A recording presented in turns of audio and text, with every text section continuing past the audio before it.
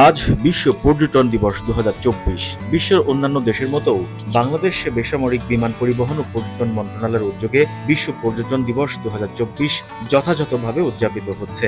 জাতিসংঘ বিশ্ব পর্যটন সংস্থা কর্তৃক নির্ধারিত এ বছরের প্রতিপাদ্য ট্যুরিজম অ্যান্ড পিস, যার বাংলা প্রতিপাদ্য করা হয়েছে পর্যটন শান্তির সোপান।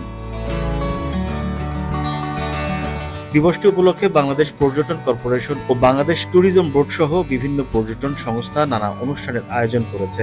এর মধ্যে মূল হলো পর্যটনের ভূমিকা সম্পর্কে সবার মধ্যে জনসচেতনতা বাড়ানো। এছাড়া সামাজিক, সাংস্কৃতিক, রাজনৈতিক এবং অর্থনৈতিক উপযোগিতা বিশ্বব্যাপী ছড়িয়ে দেওয়াও এর অন্যতম উদ্দেশ্য।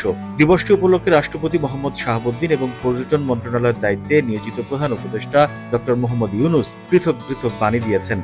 বিমান বাংলাদেশ এয়ারলাইন্স এ উপলক্ষে টিকেটের উপর বিশেষ ছাড় প্রদান ঘোষণা করেছে। শিশুদের মাঝে পর্যটনের সৌরভ ছড়িয়ে দেওয়ার জন্য প্রতিটি জেলায় শিশুদের নিয়ে পর্যটন কেন্দ্রিক চিত্রাঙ্কন ও রচনা প্রতিযোগিতা আয়োজন করা হয়েছে। বিশ্বব্যাপী পর্যটনের প্রচার ও প্রসারে 1980 সাল থেকে জাতিসংঘের পর্যটন বিষয়ক সংস্থা ইউএন ট্যুরিজম ঘোষিত দিবসটি সদ্য সব সদস্য দেশে যথাযথ মর্যাদায় উদযাপিত হয়ে আসছে।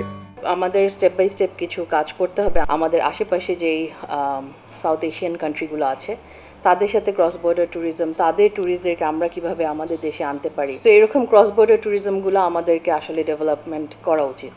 1950 সালে পৃথিবীর পর্যটকদের সংখ্যা ছিল মাত্র 25 মিলিয়ন, যা 2023 সালে বেড়ে দাঁড়িয়েছে 1270 মিলিয়নে। ধারণা করা হচ্ছে এ বছর প্রায় 139,56,60,000 পর্যটক সারা বিশ্বে ভ্রমণ করবেন। অর্থাৎ বিগত 67 বছরে পর্যটকদের সংখ্যা প্রায় 50 গুণ বৃদ্ধি পেয়েছে। পর্যটনের সংখ্যা বাড়ার সঙ্গে সঙ্গে এর অর্থনৈতিক কার্যক্রমের পরিধিও ব্যাপকতা লাভ করেছে। পর্যটনের মধ্যে অর্থনৈতিক, সামাজিক ও অবকাঠামোগত উন্নয়ন হয়। ধারণা করা হচ্ছে এবছর প্রায় 139,56,60,000 পর্যটক সারা পৃথিবী পরিভ্রমণ করবে।